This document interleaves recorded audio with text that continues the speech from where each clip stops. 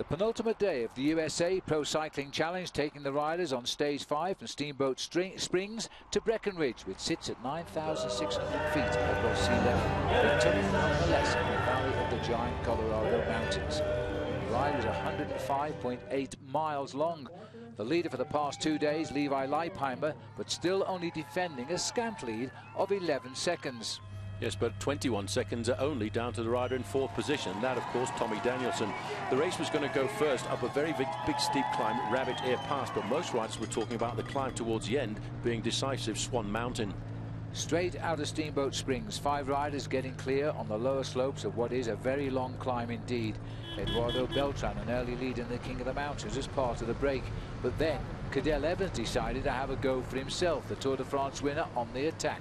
It wouldn't be for long. It wouldn't be for long. The pressure in the main field brought everybody back together once again, but everybody wanted to get into a breakaway on a day like this, and so Andy Schleck from Luxembourg, and second in the Tour de France this year, decided he would have a go too.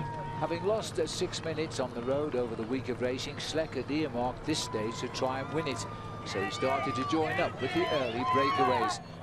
But it wasn't to be either. The peloton were very vigilant. Even so, they were being reduced to now less than 40 riders.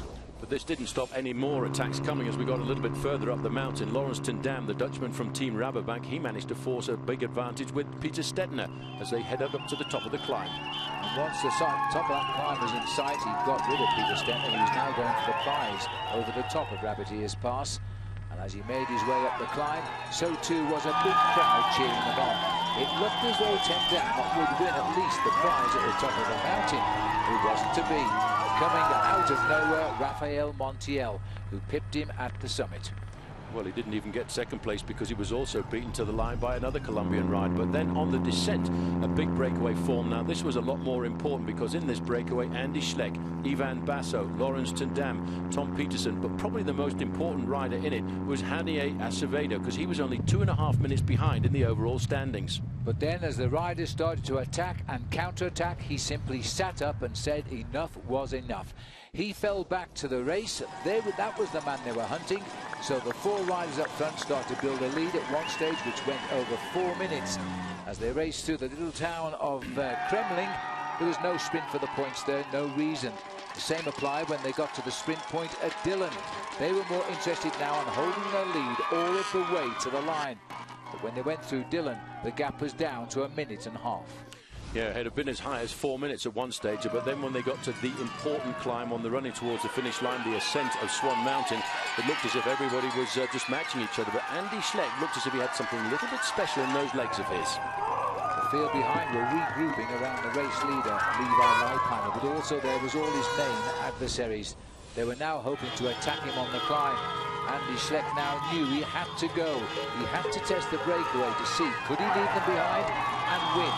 Just down the bottom of Breckenridge, 9 miles away. He went over the top with a 15-second advantage over the 3 chasers, but the main field were very much controlled by Team Radio Shakhtar Ivan Rovny, teammate of Levi Leipheimer, and they were looking now to try and bridge a gap of 1 minute and 5 seconds. They split the chase group up, and then Laurens ten Dam, after they caught Andy Schleck, tried himself. There was attack after attack at the front group now, and counter-attack. And all this cat and mouse really was slowing the impetus down. The big field, such as it was now closing in. Closing in very rapidly with all 4 riders coming inside of the final kilometre. It was back together for the whole of the main field, and finally the sprinters started to think, wow, this is going to be my turn. So it became a sprint finish, and catching up inside the last kilometre, it was the green jersey of Elia Viviani who was leading them to the line in a nose-to-nose with Jaime Castagnada.